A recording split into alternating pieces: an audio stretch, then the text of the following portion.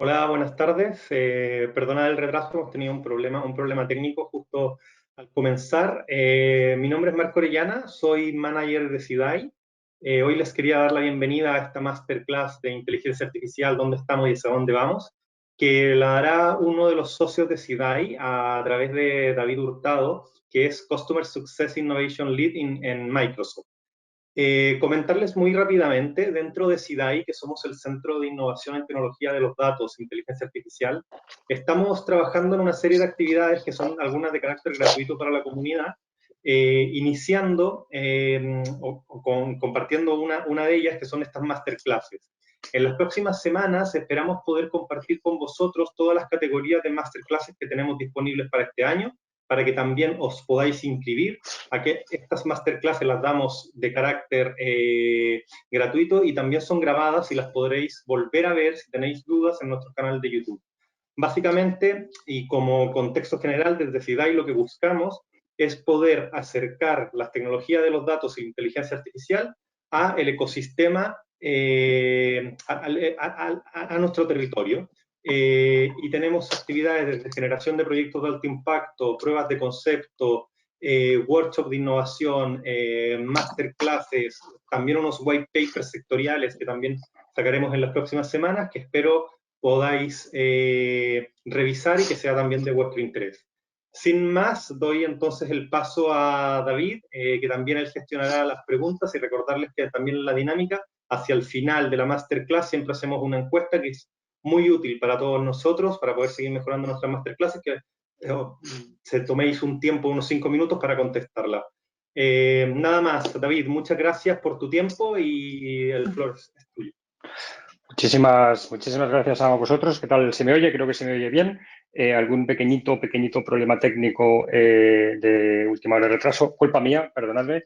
No uso mucha inteligencia artificial para el setup de la videoconferencia, así que ha sido un poco por eso, ¿vale? Así que bueno, vamos a ello. Veo que se está viendo ya la pantalla, veo que se está viendo por aquí. Voy a minimizar todo esto. Me gusta bastante un artículo que dice por aquí, a ver si minimizo esto. Un artículo interesante que dice, leí no hace mucho que dice, no hay escapatoria de inteligencia artificial, hay alguno así un poco más sensacionalista, pero me gusta la última frase que dice, independientemente de en qué campo de industria trabajemos, en qué negocio trabajemos, la inteligencia artificial nos va a impactar a todos hoy en día, ¿no? Que yo creo que es claramente un hecho. Y si hablamos de impactar, a ver si me puedo minimizar la ventana, si hablamos de impactar, pues últimamente me cuesta bastante sorprender, porque no paran de salir noticias alrededor de la inteligencia artificial. No sé si alguno habréis visto esta foto, por ejemplo. Esta es una foto, es un servicio que hay en la web de una red social en la que tú subes una foto estática y automáticamente te hace un vídeo de esa foto que es súper realista, ¿no? Esta es Amelia Earhart, que es una persona famosa, te hace un vídeo muy realista a partir de la foto, ¿no? Y dices, bueno, pues esta noticia parece interesante, ¿no? Parece impactante que ya hay sistemas que son capaces de hacer imágenes en movimientos realistas y luego de repente empiezan a aparecer vídeos como este en Instagram, ¿no? Este es un vídeo en el que lo que estáis viendo no es Tom Cruise y no es él y no está él haciendo eso, es inteligencia artificial hecho con una tecnología muy conocida últimamente, se llama Deepfake, un estilo donde no le estamos viendo a él. Si pusiéramos sonido veríais que es prácticamente, su voz es prácticamente indistinguible, ¿no? Cómo se mueve. Luego un poco, esto es lo que estamos viendo últimamente en el mundo de la inteligencia artificial.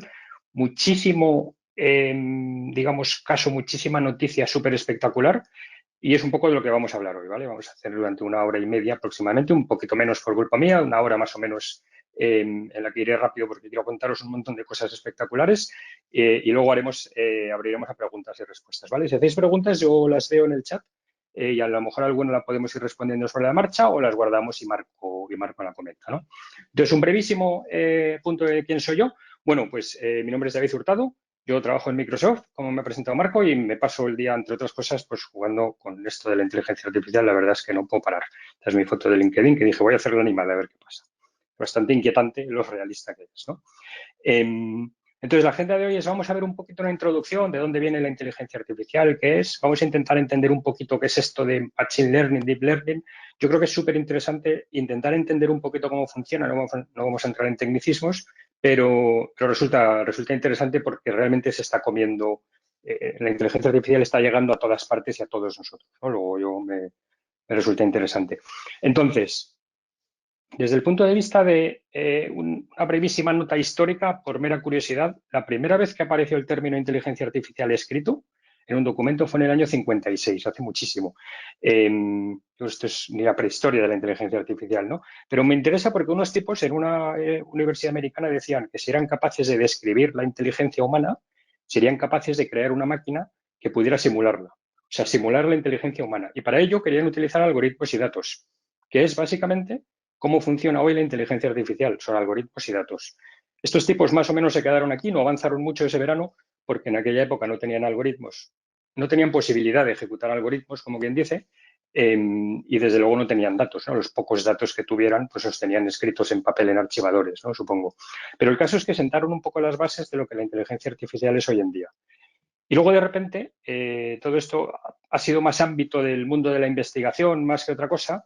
Y luego de repente en torno a esto es una búsqueda en Google del término inteligencia artificial, en torno a 2016, 2017, de repente veis, si veis ahí tiene un pico importante en cuanto a relevancia de búsqueda en Google y vemos que se queda en el último porcentaje entre el 75% y el 100% estable, ¿no? Luego, digamos, esto de la inteligencia artificial es algo que interesa mucho en general, ¿no? No solo en noticias. De hecho, no solo en noticias, es relevante que entre el año 2015 y 2017 las inversiones entre fusiones y adquisiciones de empresas de inteligencia artificial se multiplicó por 25. O sea, hay muchísimo dinero invertido desde el momento y muchísimo movimiento.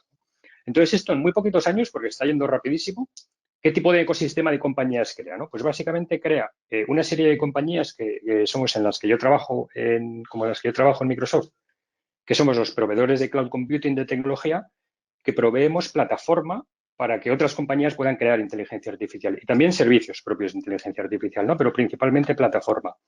Para que empresas de tecnología, startups y empresas medianas, en realidad también empresas grandes, pero pongo startups y medianas para ilustrar la idea de que empresas que no necesitan tener gran infraestructura utilizan las plataformas de nube para crear soluciones de inteligencia artificial, ¿no? Soluciones de análisis predictivos, de análisis de imagen, soluciones específicas.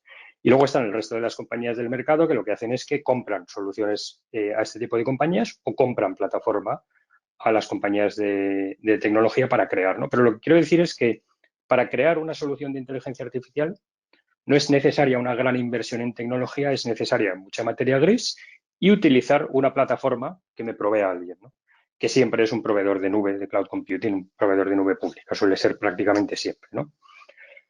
Entonces, esto de la inteligencia artificial en el mercado, claramente hay muchísimo dinero en juego, claramente hay mucha compañía en ella, yo creo que veréis muchas noticias alrededor de la inteligencia artificial, hay mucho de esto. ¿Qué es esto de la inteligencia artificial? Porque hasta hace muy, muy poco básicamente por inteligencia artificial entendíamos robots autoconscientes e incluso robots asesinos, incluso seguro que los conectados sois muy jóvenes, pero alguno ya un poco más mayor como yo recordará más bien esta película, ¿no? El robot que toma conciencia propia. En realidad eso era un poco antes, ¿no? Eso sería el término inteligencia artificial así a lo grande, pero cuando nos referimos a inteligencia artificial en las empresas a día de hoy, hablamos más, encontré una definición en Internet que me encantó, es súper sencilla, es inteligencia artificial son ordenadores exhibiendo comportamientos que normalmente atribuiríamos a un ser humano inteligente, ¿no? Es decir, literalmente es máquinas que piensan, ¿no? Siempre es un comportamiento pequeño, una predicción aquí, una recomendación allá, siempre es algo pequeño, ¿no? No se trata de máquinas súper inteligentes, ¿no?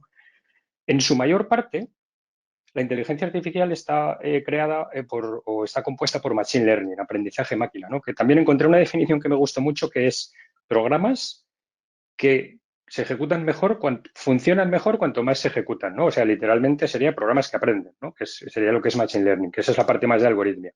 Y luego, Machine Learning, una parte, no todo, una parte que se está haciendo muy, muy popular es lo que sería la parte de Deep Learning, redes neuronales, que es para resolver problemas más complejos, ¿no? Pero un poco, si tuviera que quedarme con dos ideas aquí, una sería modelos predictivos, o que normalmente escuchamos en los trabajos de modelos predictivos, es más o menos sinónimo de Machine Learning, ¿no? Que sería, algunos lo llaman Machine Learning tradicional, que es básicamente hacer predicciones, clasificaciones en base a datos. Y sirve para hacer cosas sencillas. La inteligencia artificial sirve para resolver tareas sencillas. Esta es una idea que en realidad se me ha quedado un poco anticuada, yo creo que tengo que tacharla ya y decir que Machine Learning sirve para hacer tareas sencillas, ¿no? Una cosa sencilla detrás de otra. Y el deep learning es lo que utilizamos para cosas complejas, para resolver problemas complejos. Esto es relevante porque deep learning hasta no hace mucho era más dominio, más de la investigación, más la parte de deep learning se utilizaba para cosas muy especializadas. En realidad el deep learning está empezando, yo no diría tanto como democratizarse, pero está empezando a comerse todo lo demás, ¿no? Y hoy veremos algún ejemplo de cosas bastante espectaculares que se pueden hacer, ¿no? Luego, si tuviera que resumir en un par de ideas, es inteligencia artificial, machine learning. El término coloquial que podemos utilizar hoy en día es aprender de datos y para hacer predicciones. En realidad es predicciones, clasificación, regresión, detección de anomalías, pero bueno, yo lo agrupo todo en predicciones, que es una palabra más genérica que más o menos nos sirve para esto, ¿no? Y último punto de la introducción es ¿por qué ahora? ¿Por qué de repente ahora? ¿Por qué entre 2016, 2017 y ahora esto ha explotado de repente, ¿no? Pues yo creo que, bueno, las causas yo creo que os las podéis imaginar, ¿no? Primero, vivimos en la era del dato, hay muchísimos datos por todas partes, todos tenéis teléfonos, ordenadores, sensores, mitad de la gente tendrá relojes como estos, todo genera datos, todo genera información y tenemos muchísimos datos. Claramente ya no necesitamos ir a buscarlos o generar datos, o más bien es ir a buscarlos porque están ahí. O sea, hoy en día hay muchísimo dato. Hay otra variable que yo creo que es claro, que es el cloud computing, la computación en nube, que no es solo desde el punto de vista de computación. Yo puedo ejecutar grandes volúmenes de computación que se necesitan para inteligencia artificial, ahora veremos cómo, sino la nube resuelve otra cosa muy importante, resuelve el problema logístico de los datos. Si todos los datos están en la nube, es muy fácil acceder a ellos, ¿no? Entonces, mover datos, que es una cosa cara y compleja, si todos están en la nube es más sencillo, ¿no? Luego, la nube resuelve un problema doble desde el punto de vista de IT. Y luego hay un tercer parámetro que es los algoritmos. Los algoritmos como tal no, porque no han cambiado mucho.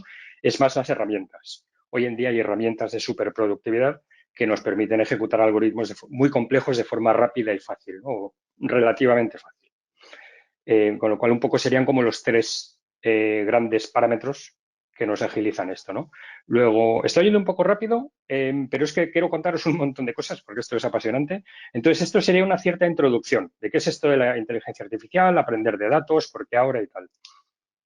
Pero me gustaría que nos metamos un poquito en harina, ¿vale? Intentar entender qué es Machine Learning e intentar entender qué es el Deep Learning, ¿vale? Habíamos dicho, teníamos nuestra definición simple, inteligencia artificial, Machine Learning, Deep Learning. ¿Qué es esto del Machine Learning, ¿no? ¿Qué es esto del aprendizaje máquina? Y la verdad es que utilizo un dibujo que me lo simplifica mucho, ayuda a entenderlo muy bien, aunque quizás es un poco simple. Imaginaos el software, hablamos siempre de software. Imaginaos el software basado en el software tradicional basado en reglas, es esto que veis aquí. Pues básicamente,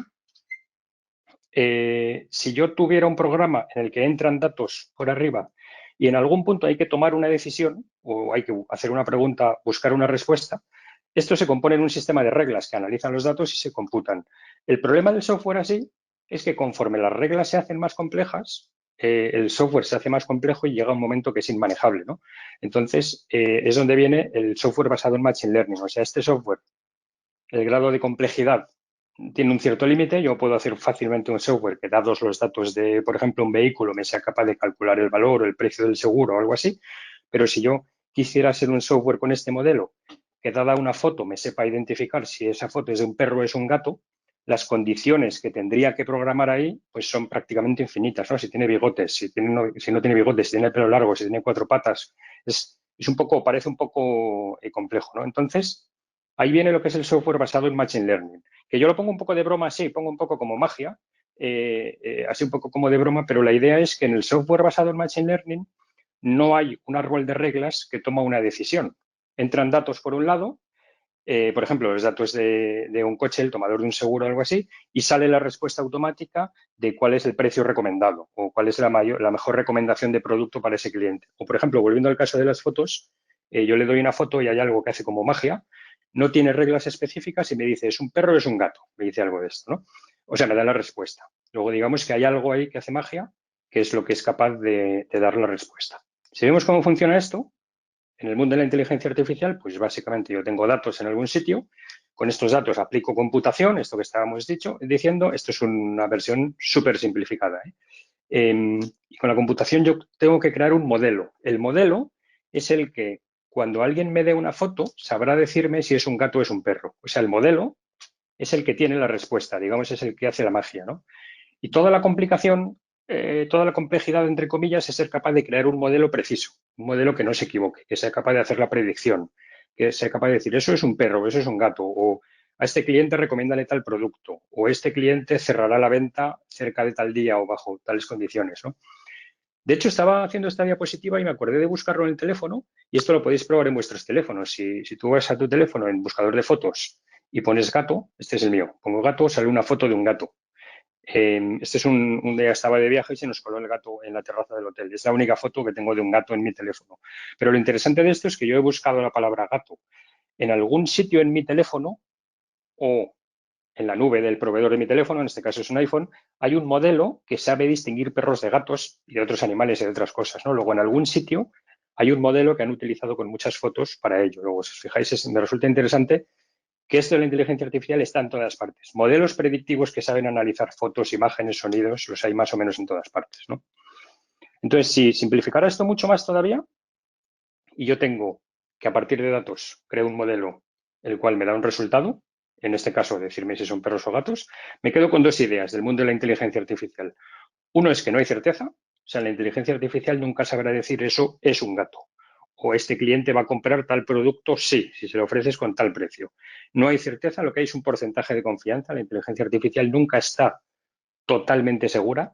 Lo interesante es que yo sí conozco la precisión, el porcentaje de confianza, yo conozco la precisión del modelo. Yo sé si mi modelo es bueno o no. O yo sé cómo de seguro está y si es un perro o es un gato.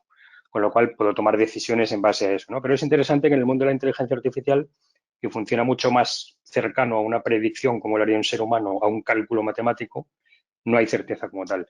Y luego otra cosa interesante es que normalmente se considera que los modelos predictivos requieren un proceso continuo de reentrenamiento para actualizarlos y mejorarlos, porque en el caso de los perros y gatos no se ve tan claro, pero en el caso de un modelo predictivo que utilice datos de comportamientos de seres humanos, los datos varían, con lo cual el modelo deja de ser válido.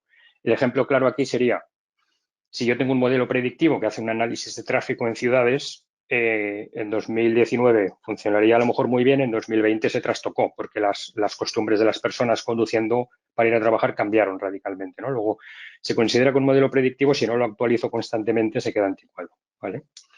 Luego me quedo con esas dos ideas. Eso sería lo que es Machine Learning como tal, que es básicamente coger datos y hacer predicciones. Es una definición súper, súper simple, ¿vale? Pero se trata de todo proyecto de Machine Learning, la complejidad es ser capaz de hacer un modelo que sea preciso, ¿vale? De hecho, el de perros y gatos que os he contado, este sería la parte básica. El de perros y gatos en realidad es más la parte compleja de redes neuronales, pero para el ejemplo nos vale. Deep Learning, o sea, esto sería lo básico. Deep Learning sería cómo yo hago un modelo que sea capaz de resolver algo más complejo que simplemente dar una respuesta, ¿no? Que sea capaz de analizar una imagen, en el caso de los perros y los gatos, o que sea capaz de hacer algo más complejo que simplemente una respuesta, ¿no? Deep Learning se basa en la arquitectura de cómo coloco los algoritmos para simular el funcionamiento de un cerebro, o sea, simular una red neuronal. Dicho así, suena un poco difícil, pero básicamente, bueno, yo creo que es bastante difícil. Yo no llego a este nivel de data science de entender esto, pero en detalle, pero básicamente consiste en que yo doy los datos de entrada y a partir de ahí lo que hago es que coloco los algoritmos, coloco mis fórmulas, mis algoritmos en una red basada en capas y simulando el funcionamiento de un cerebro en el que la riqueza está en las conexiones neuronales que hay en medio, las conexiones sinápticas.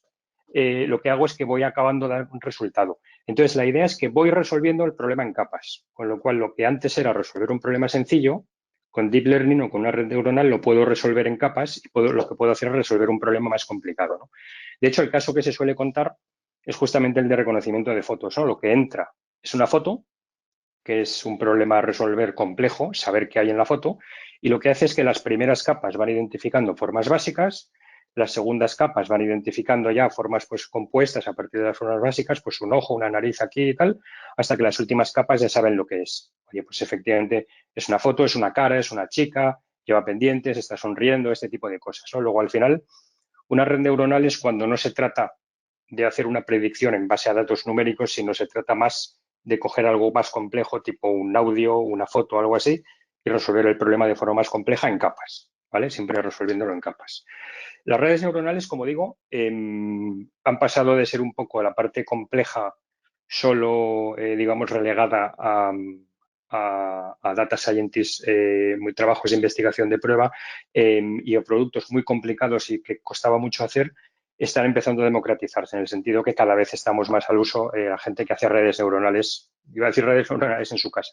No es tanto, pero casi, ¿no? Yo, si tuviera que buscar una definición súper simple de lo que es Deep Learning, es una forma de resolver problemas complejos usando Machine Learning, ¿no? Solo Machine Learning tradicional no podría hacerlo, ¿vale? Y luego vamos a entrar, antes de ver los casos de uso, hemos dicho que con la parte de Deep Learning nos da redes neuronales. Una cosa también relativamente nueva, no es que sea nueva, pero está dando mucha noticia divertida últimamente, que es el aprendizaje por refuerzo.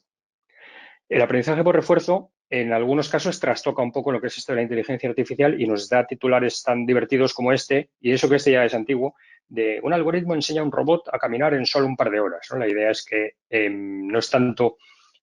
o sea, la idea de esto es que para aprender a caminar, de hecho es un poco inquietante si os fijáis porque parece un poco como un insecto, parece casi un ser vivo. La idea es que para enseñar al robot a caminar no han hecho falta datos. Eso interesante del aprendizaje por refuerzo es que no requiere datos de partida, que es uno de los grandes problemas de la inteligencia artificial. La inteligencia artificial requiere muchos datos para entrenar un modelo, con aprendizaje por refuerzo no hacen falta datos. Entonces, ¿cómo funciona esto? Vamos a suponer que yo quiero enseñar a un muñeco a saltar la valla, ¿no? A un software o un robot a saltar una valla. Lo que hago es que yo pongo, le doy señal y acción que se llama, que es que pongo, habiéndole dicho las reglas del juego, lo que quiero que consiga, le pongo a probar, ensayo-error, señal-efecto, se pone a jugar contra sí mismo, como quien dice, y lo que hago es que le voy premiando o castigando en función lo hace bien. Lo de premio castigo es simplemente una valoración numérica. Oye, si veo que te acercas a saltar la valla, te digo que lo haces, estás haciendo bien. Si veo que no consigues saltar la valla, te digo que lo estás haciendo mal, que pruebes otra cosa.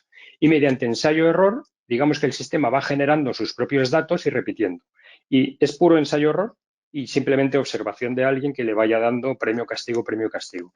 Entonces, con esto lo que se consigue, y en esta simulación vemos justo este caso un poquito acelerado, es que mediante ensayo-error al final va acercándose. Este está un poco acelerado, está simplificado, pero el resultado es que el muñequito ha aprendido a saltar la valla mediante puro ensayo-error. ¿Qué se puede hacer mediante aprendizaje por refuerzo? No se puede hacer una predicción de compra de un cliente, pero sí se pueden enseñar comportamientos. Vemos mucho robot ahora en Internet que parece un animal, porque básicamente utiliza aprendizaje por refuerzo de este tipo, ¿no? De hecho, este mismo artículo saqué este otro que me resulta interesante porque, no sé si percibís en el vídeo, es un muñequito cuyo objetivo es esquivar las paredes. De hecho, es un poco inquietante porque termina que se chocan con la pared del fondo, ¿no? Pero si os fijáis, tiene un movimiento bastante divertido. Es bastante absurdo cómo se mueve, así moviendo los brazos y tal, pero resulta bastante natural, o más que natural, resulta como si estuviera vivo, ¿no? Básicamente el sistema simula todas las propiedades físicas, las juntas del cuerpo, las articulaciones, simula la inercia, peso, masa, este tipo de cosas. Entonces el muñequito, mediante ensayo-error, ha visto que moviendo los brazos así habrá un tema de inercia que le empuja y le ayuda, ¿no? Con lo cual es puro ensayo-error. No, nadie ha tenido que enseñarle a moverse por ahí. Él ha ido probando y probando, ¿no? Es interesante el aprendizaje por refuerzo porque nos permite no necesitar datos y nos sirve, pues, sobre todo para este tipo de cosas. Coches autónomos, comportamientos de robots, robots que aprenden a caminar, etcétera. A muy grandes rasgos, estas serían como las grandes áreas de la inteligencia artificial, ¿no? Machine Learning básico, Machine Learning, Deep Learning, la parte más compleja con las redes neuronales, y aprendizaje por refuerzo es la posibilidad de enseñar, de crear un modelo sin datos de partida, sino que el propio modelo, probando y ejecutando, genere sus propios datos, ¿vale? Entonces, dicho esto, he ido muy rápido porque quiero enseñaros unos cuantos casos y que hablemos sobre ellos tranquilamente, ¿vale? He ido muy rápido, sí. De hecho, me gustaría enseñaros un caso de aprendizaje por refuerzo bastante interesante. A ver si puedo compartir aquí y se ve la pantalla. ¿Vale? El aprendizaje por refuerzo, este caso yo creo que os va a gustar. El aprendizaje por refuerzo, decíamos que lo que hago es que pongo, a ver que lo encuentre por aquí, aquí está, aquí está. Digamos que yo pongo a un sistema a aprender y lo que tiene que hacer el sistema es ir probando hasta que le sale el resultado porque yo le he ido dando premio a castigo, ¿no? Esto es lo que han hecho, es poner a un sistema, de hecho poner a dos sistemas a jugar al escondite. Entonces, básicamente lo que hacen es que ponen dos sistemas que van aprendiendo, van compartiendo el resultado, con lo cual aprenden el uno del otro, Y simplemente les han dado las reglas del juego. Esos podéis mover los cubos amarillos, esos que veis ahí. Los rojos tienen el objetivo de que deben ver a los azules y los azules tienen el objetivo de que deben evitar ser vistos por los rojos. Y simplemente los ponen a jugar. Entonces los muñequitos, el software, conoce el objetivo, conoce las reglas, pero no sabe jugar. Simplemente ensayo-error. Ensayo-error es totalmente aleatorio. Los rojos ven de milagro a los azules, ¿no? Si me voy un poquito más hacia abajo, vemos que después de 2,6 millones de partidas, los rojos han aprendido a perseguir a los azules. Es interesante porque les ha costado 2,6 millones de partidas darse cuenta que si se persiguen a los azules tienen más probabilidades de verles, ¿no? Y los azules parece que se lían ahí, no saben qué hacer. Si avanzamos un poquito más, porque hasta ahora no está siendo muy espectacular, después de 8,6 millones de partidas, los azules han aprendido a tapar las puertas. De hecho, pueden bloquear las puertas, ¿no? Entonces han aprendido a tapar las puertas y ya está, los rojos no les ven. Este ya a mí me empieza a parecer espectacular. Yo me acuerdo cuando vi esto, pensé, y yo creo que esta es la clave del aprendizaje por refuerzo, están aprendiendo un comportamiento complejo que nadie les ha enseñado. Para mí esa es la clave. Solo les han dado las reglas y los muñequitos han aprendido a taponar puertas, pero nadie les ha dicho que taponar puertas era buena idea. Lo han aprendido ellos solos. Claro, les ha costado 8,5 millones de partidas, ¿no? Y la cosa no queda ahí, porque como siguen aprendiendo y siguen probando y con la computación en la nube esto se puede hacer todo lo que se quiera, pues después de 14 millones de partidas, los rojos aprenden a coger la rampa, una rampa que les han puesto, y usarla para saltar la valla, ¿no? Como bien dice. Entonces resulta divertido cómo los rojos han buscado la vida para colarse igualmente. 14 millones de partidas les ha costado, porque es ensayo-error. Si seguimos un poquito más adelante, 43 millones de partidas después, los azules han aprendido a esconder la rampa. Esconden la rampa y taponan las puertas, con lo cual los rojos están ahí. Es un ejemplo, yo creo que es un ejemplo bastante divertido porque desde el punto de vista de inteligencia artificial no es especialmente súper espectacular. Se llama un sistema multiagente en el que dos agentes compiten y se comparten el resultado, pero yo creo que sí es muy, muy bueno cómo lo expresan ellos, cómo lo han sido capaces de expresar con los muñequitos. Y de hecho dan cosas bastante divertidas, como por ejemplo después de 88 millones de partidas, en un entorno abierto, además, en un entorno más complicado, porque es más difícil esconderse, los azules han aprendido a hacerse una caseta, a hacerse una especie de refugio ahí y quedarse encerrados, ¿no? Luego, quedaos con la idea. Han aprendido un comportamiento, esto nos sirve para hacer predicciones básicas, pero nadie se lo ha enseñado, lo han aprendido ellos solos mediante ensayo-error y 88 millones de partidas. ¿Vale? Es un punto interesante y es que tanto que estamos viendo ahora de robótica y tal, viene por ahí. ¿Vale? Entonces, inteligencia artificial, machine learning, o lo que serían modelos predictivos tradicionales, machine learning tradicional, deep learning, redes neuronales, luego vamos a ver más detalle de todo esto, y aprendizaje por refuerzo, también veremos algo más. Entonces, he ido rápido por toda esta parte más teórica porque quería entrar un poco veo a ver si tenéis algo en el chat, todavía no. Entramos en la tercera parte y última, pero no recta final todavía, que todavía nos queda bastante, para ver tipos de inteligencia artificial y escenarios y casos de uso, ¿no? Vamos a ver esto cómo se usa en las empresas hoy en día. Pongo tipos de inteligencia artificial en la práctica porque no es una definición súper científica. Un data scientist me diría, no es así, es cierto. No vamos a hablar de machine learning supervisado, no supervisado y tal. Lo que vamos a ver es un poco en las compañías hoy en día qué tipos de proyectos se afrontan, ¿no? Yo veo más o menos como 3 tipos de proyectos. Los modelos predictivos o el machine learning tradicional, predicciones en base a números, uso de servicios cognitivos, que es todo esto del análisis de imagen, análisis de voz y tal, súper interesante, ahora veremos por qué. Y luego una tercera parte que iba a llamar cómo las redes neuronales están consiguiendo ganar mercado y tal, pero al final le he llamado Show Me the Future para que veamos unas cuantas cosas que todavía no son mainstream, todavía no están completamente democratizadas, pero ya son tecnologías reales que están funcionando y que hacen algunas cosas espectaculares, ¿vale? Entonces, si todavía estáis conmigo, espero que sí, arranco con ello. Modelos predictivos. Un poco para qué sirve, qué es esto de los modelos predictivos o para qué sirve. Sirve para hacer predicciones en base a datos, en base a números normalmente. Insisto, es algo más que predicciones, clasificación, regresión, pero el término predicción de forma genérica me resulta interesante.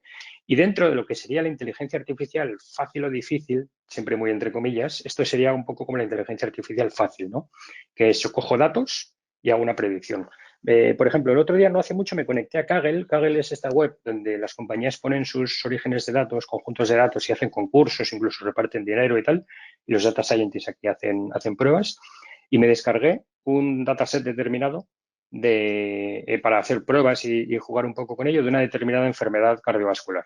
Entonces, si os fijáis, lo que me descargué es un fichero que es lo que podéis ver en una hoja de cálculo o en una base de datos normal. Son filas y columnas y lo que tiene es pues, datos de una determinada enfermedad, ¿no? Entonces tiene la columna edad, tiene la columna sexo, si es hombre o mujer, un poco anticuado está ya el valor binario ahí, tiene el tipo de dolencia de pecho, tiene el colesterol, si vamos viendo más columnas más hacia la derecha, pues tiene datos de diagnóstico, datos médicos y me interesa esa columna última, el target. Esa me dice si el paciente está enfermo o está sano. Es súper importante tener ese dato, porque es súper importante tener el dato de si está enfermo o sano, porque luego lo que yo puedo hacer es un modelo predictivo sobre esa columna.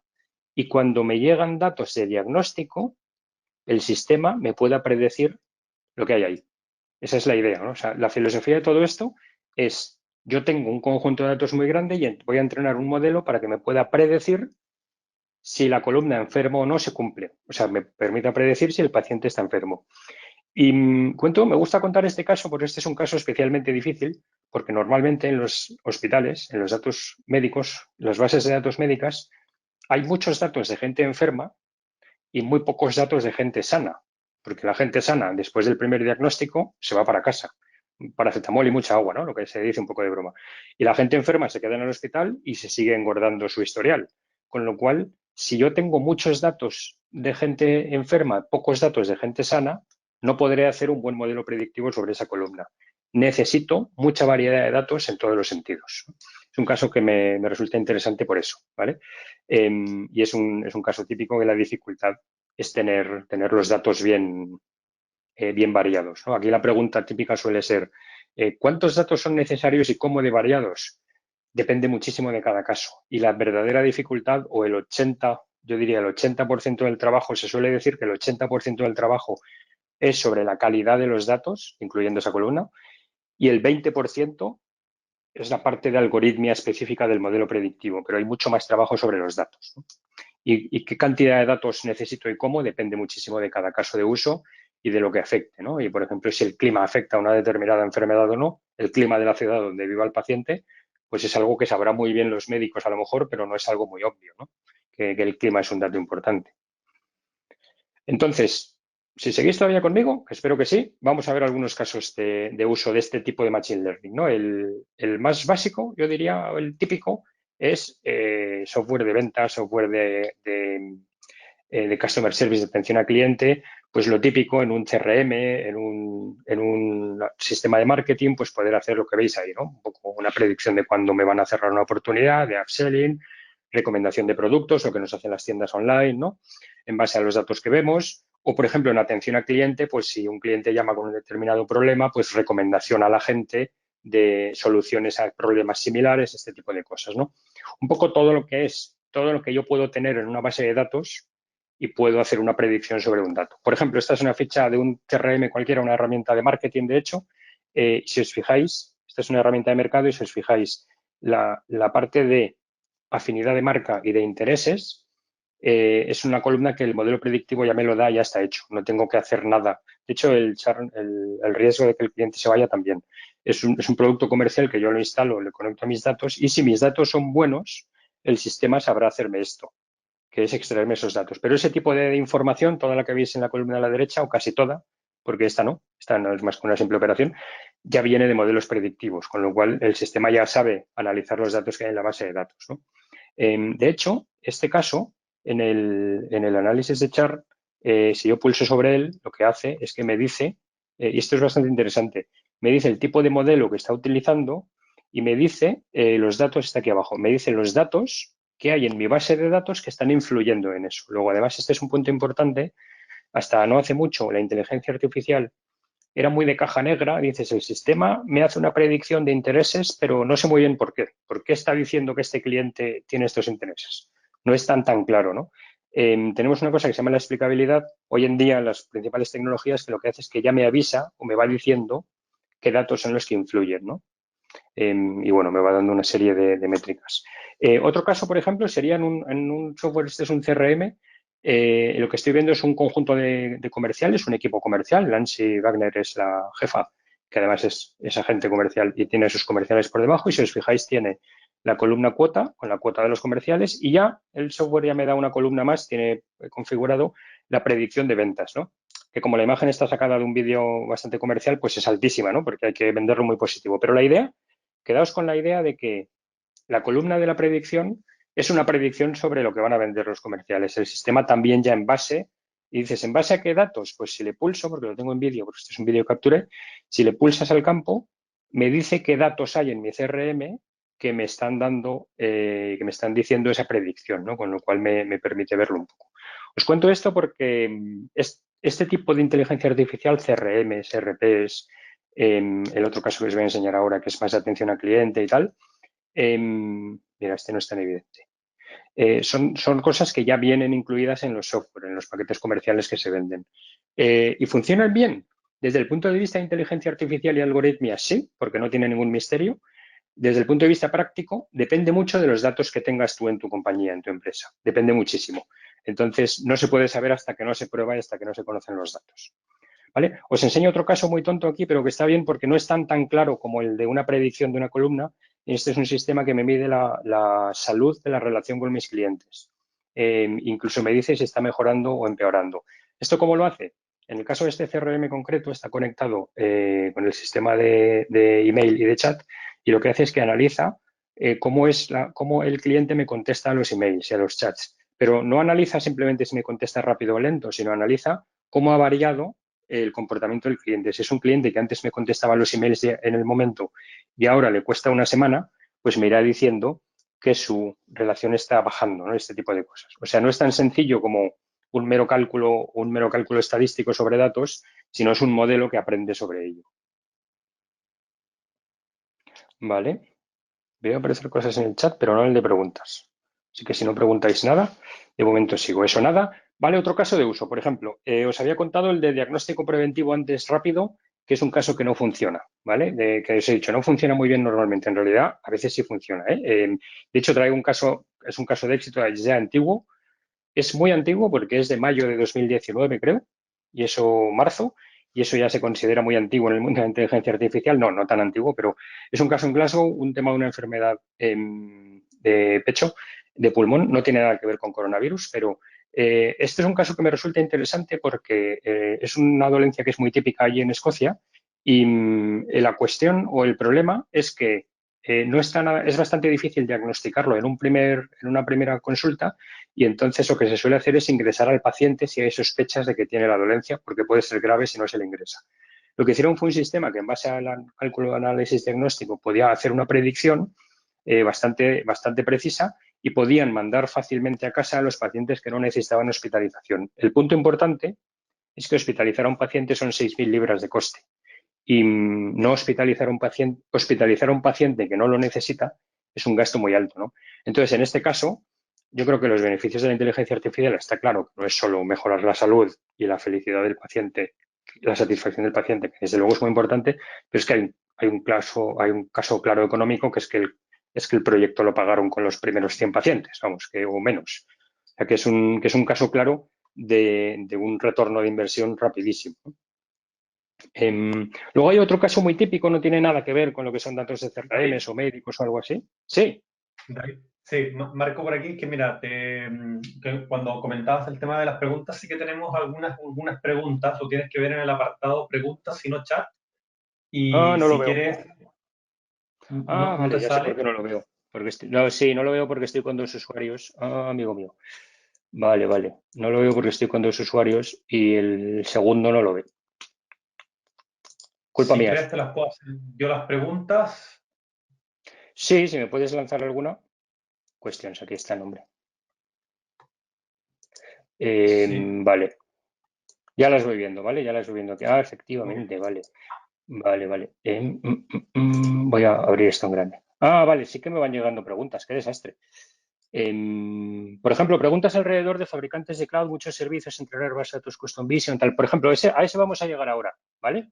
A la pregunta de Custom Vision y demás vamos a llegar. También pregunta alguien sobre si al aprendizaje por refuerzo se puede aplicar NLP, que es aprendizaje neurolingüístico, Natural Language Programming. También vamos a llegar más adelante. Todo esto está un poco para más adelante. Hay alguien que dice, estoy flipando. Espero que fuera en positivo. Eh, y bueno, nada, y los que han empezado. Vale. Haz una cosa, y es que si me paso alguna pregunta relevante, me paras y me lo dices, ¿vale? Y si no, las anotamos para luego. ¿Te parece Ok, bien? perfecto. Sí, genial. Disculpad, disculpad que con las prisas que encima he llegado tarde y ha sido culpa mía por la conectividad, en el dispositivo que tengo con la cámara y el audio no estoy viendo las preguntas ahí, pero bueno, me interrumpes tu, Marco. Ahora llegamos a los dos, ¿vale? Al tema de NLP y el tema de aprendizaje por refuerzo y análisis custom vision, análisis de imagen y tal. Me interesa ir rápido en esto además porque aquel es súper interesante también. Bueno, en realidad me parecen todos muy interesantes, no sé a vosotros qué os parece. A ver, mantenimiento predictivo. Este es un caso, no tiene nada que ver con todo lo que es diagnóstico, CRMs, ventas y tal, pero es muy interesante porque funciona muy, muy bien. Es básicamente maquinaria. Yo tengo máquinas con sensores. Hoy en día casi todas las máquinas están industrializadas y tienen mucha sensórica y las máquinas generan muchos datos y son muy predecibles. Entonces, hacer un sistema, y tengo aquí unas pantallas de ejemplo de lo que sería un sistema en el que yo, por ejemplo, estoy siguiendo una flota de camiones. O sea, los camiones que veis por la calle, los camiones de basuras y tal por vuestra ciudad, están todos llenos de sensores que mandan constantemente. Entonces, se pueden hacer cosas como esta. Yo veo que en una determinada ciudad hay un problema, pulso sobre el rojo, veo que en los camiones que están en distribución por la zona hay algún problema en alguno, pulso sobre este, ¿vale? Y lo que veo es la ruta que está haciendo el camión y me está diciendo algunos datos. Bueno, no ha variado porque son pantallazos que he cogido hace un rato, pero lo interesante es que de los sensores del camión, yo pincho aquí, de los sensores me está diciendo que hay un sensor, es la foto inicial, ¿no? Que hay un sensor que tiene algún tipo de problema. De hecho, si le pulso, me dice cuál es el problema del sensor, que es un tema de humedad, incluso me propone el sistema una variación de ruta y tal, y mandar el camión a reparar antes de tiempo, que es un poco la gracia de todo esto es reparar el camión o mandarlo a reparar, a revisar antes de que se estropee, para que no se me estropee la carga. Pero para mí lo importante de todo eso es esto, es esa parte de ahí. Es que el sistema me hace un modelo predictivo de, oye, este camión con estos datos de sensores va a necesitar mantenimiento el mes que viene no esperado. O sea, se va a cruzar el esperado con el mantenimiento predicho y con lo cual se va a estropear en la calle. Entonces, la idea es poder reparar el camión, antes de que ocurra, ¿no? Dicho ascensor, porque uno de los primeros casos de estos es el caso de Thyssen, los ascensores, que es un caso muy famoso, que es que detectaban cuando los ascensores iban a estropear antes de que se estropearan. Entonces mandaban al técnico a cambiar las piezas unos días antes de que se estropee la pieza. Entonces el resultado final no es solo que es mucho más barato el mantenimiento de los ascensores, sino que desde el punto de vista del cliente los ascensores nunca se estropean, porque siempre están funcionando, ¿no? Yo creo que es un caso muy claro, ¿no? Estos serían modelos predictivos, predicciones en base a cifras, a números, ¿vale? ¿Cuál sería el siguiente caso? Servicios cognitivos. ¿A qué os suena servicios cognitivos? Suena un poco a los sentidos, ¿no? Al cerebro. Los servicios cognitivos son no solo la visión texto-habla, sino además todo lo que tiene que ver con análisis de texto, sentimiento, árboles de decisión, cosas así, ¿no? Análisis, extracción de conocimiento en base a texto. Digamos que los servicios cognitivos son un montón de cosas. Esta es una imagen de lo que tenemos nosotros en la plataforma Microsoft. Plataformas Google, AWS, similares, es más o menos lo mismo. Más o menos todos damos más o menos lo mismo aquí. Con algunas diferencias. Me interesa mucho esta idea. Servicios cognitivos, inteligencia artificial preentrenada y configurable. Es decir, si yo quiero hacer un servicio que haga un análisis de imagen, que ya hemos visto anteriormente que eso son redes neuronales, para, por ejemplo, detectar un determinado tipo de objeto o determinar cuándo pasa una persona por un pasillo, no necesito hacer inteligencia artificial, no necesito hacer una red neuronal. Ya hay un servicio cognitivo, en este caso es este o este, que ya sabe hacer eso. Y yo lo único que tengo que hacer es modificarlo, preentrenarlo, para que detecte lo que yo quiero que detecte. Pero el servicio ya existe. Lo único que tengo que hacer es configurar un poco. Entonces, en la línea de lo que hacía en la pregunta, la idea es que el servicio va mejorando. Hay un servicio que hay en la nube que va funcionando y es pago por uso. Yo no tengo que saber nada de inteligencia artificial para utilizarlo. Tengo que saber un poco de tecnología. Y lo que hago es que lo uso para, eh, para que detecte algo con mis cámaras. Os pongo un mini vídeo porque quiero que os fijéis en un par de cosas. Es un vídeo muy pequeñito y además es antiguo. Es a propósito, es como ha propuesto un vídeo antiguo. ¿Os habéis visto lo que ha pasado ahí? Ha visto una silla de ruedas, ha visto una chica y la ha identificado con su nombre, luego le ha hecho algún tipo de reconocimiento facial. Aquí detecta que un barril se cae y además no solo detecta que el barril está caído, sino detecta que es un problema porque se está derramando el líquido, ¿vale? Y luego a partir de aquí el vídeo ya es un vídeo muy comercial de visión antiguo, ¿no? Y luego aquí el sistema manda una notificación. Esta chica, que es la supervisora, pide a alguien que repare, el sistema identifica a este tal Darius que va por el pasillo, que será el técnico cualificado más cercano que va por ahí, le ha reconocido con reconocimiento facial y lo manda para allá. Y nada, este recibe la notificación, lo repara y ya está, ¿no? ¿Por qué os enseño este vídeo tan comercial, no? Porque este vídeo hace dos cosas. De todo lo que veis en el vídeo, solo utiliza dos servicios, reconocimiento facial y reconocimiento de imágenes. En la práctica, el reconocimiento facial nunca se haría aquí. Bastante inasumible hacer reconocimiento facial de la gente con nombre y apellido. Es una conversación que nadie quiere arrancar y nadie quiere abrir, aunque los servicios están y son muy fáciles de usar. Tienen bastante polémica y nosotros, por ejemplo, hemos anunciado, Google creo que también, que no vamos a vender servicios de reconocimiento facial a ningún tipo de fuerza del orden, policía y similar. Pero con lo cual el servicio de reconocimiento facial me hace gracia porque en los vídeos actuales no aparece porque es un servicio que nadie quiere, básicamente. Pero el otro servicio, el que reconozca el barril, el que reconozca si se ha caído algo y tal, el que reconozca a una persona como tal sin identificarla, es un servicio muy básico que está y funciona muy bien y simplemente se puede utilizar, ¿no? Entonces, vamos a ver cómo se utilizan estos servicios porque, bueno, me he saltado el último parte del vídeo, pero me interesa de la parte médica. Es que era muy cortito, solo me interesa la silla de ruedas, para que veáis este caso. A ver, aquí, una silla de ruedas, ¿vale? Aquí lo que estamos viendo es que hay una cámara en algún sitio que identifica un objeto, identifica una silla de ruedas, ¿no? Estas cosas hoy en día nos sorprenden mucho, porque lo que decían los teléfonos saben identificar lo que hay. En realidad, identificar una silla de ruedas es más o menos, filosóficamente, es lo mismo que hacer una predicción sobre una columna. En realidad, el sistema lo que está haciendo es analizar una imagen y dar una predicción de que ese objeto en la imagen tiene pinta de ser una silla de ruedas y me dará además un porcentaje de confianza, ¿no? Entonces, mi pregunta sería, ¿cómo trabajo yo con estos datos? O sea, con los datos que yo puedo ver en una hoja Excel, en una hoja de cálculo, en una base de datos, parece evidente, ¿no? Que trabajo aplicando fórmulas, tal, pero ¿cómo trabajo yo con imágenes? Porque al final la predicción son fórmulas matemáticas, ¿no? Pues os traigo un ejemplo y este soy yo, hace mucho ya, que me puse a hacer una prueba y dije, voy a ver si soy capaz de hacer un sistema que me identifique si llevo gafas o no, ¿no? Yo llevo normalmente estas gafas en el ordenador, pues que me haga la predicción. Entonces, la herramienta consiste en que yo me pongo a hacerme fotos. Bueno, esto no es muy ortodoxo, sacarme yo aquí haciéndome fotos en el ordenador, pero me hice 15 o 20 fotos con gafas y otras 15 o 20 sin gafas. Y yo creo que llegué a 20, 25 así. Y luego lo que hago es que voy marcando en cada foto, voy marcando con el ratón el trozo y le digo, estos son gafas, estos son gafas. Y las que no llevo gafas también, las marco y digo, estos no son gafas. O sea, no llevo gafas. Y luego a partir de ahí, el sistema, cuando subo una foto, lo que hace es que me sabe decir si llevo gafas o no. Entonces, respecto a la pregunta que había en el chat, a ver si la respondo bien. Este es un servicio que se llama Custom Vision. El servicio ya existe, ya hay una red neuronal que sabe hacer análisis de imagen. Yo solo lo estoy utilizando. Lo que estoy haciendo es personalizarlo para que me sepa identificar lo que a mí me interesa que enseñe, que en este caso es si llevo gafas o no. Y esa personalización se hace para mí, no para nadie más. O sea, yo la estoy haciendo para mí y cuando yo utilice este servicio me sabrá identificar si llevo gafas o no. Pero ese es el punto interesante. Yo no estoy haciendo inteligencia artificial realmente. De hecho, esta mañana justo con un cliente estábamos haciendo un taller de esto y justamente todos los alumnos, que es gente que no sabe nada de tecnología, han podido hacer su experimento que identifica coches y motos y perros y gatos y estas cosas, ¿no? Y luego lo interesante de esto es que yo estaba ahí haciendo esto en casa, pues ya os digo, 15 o 20 fotos con gafas, en gafas, y pasa por ahí mi mujer y dice, ¿qué haces haciéndote selfies en el ordenador? Y digo, ven para acá que te hago una foto. Entonces le hago una foto a mi mujer y la reconoce que lleva gafas. Dice, espera, que es algo muy mal, mejor sin gafas. Entonces le hago otra foto y el sistema reconoce que no lleva gafas.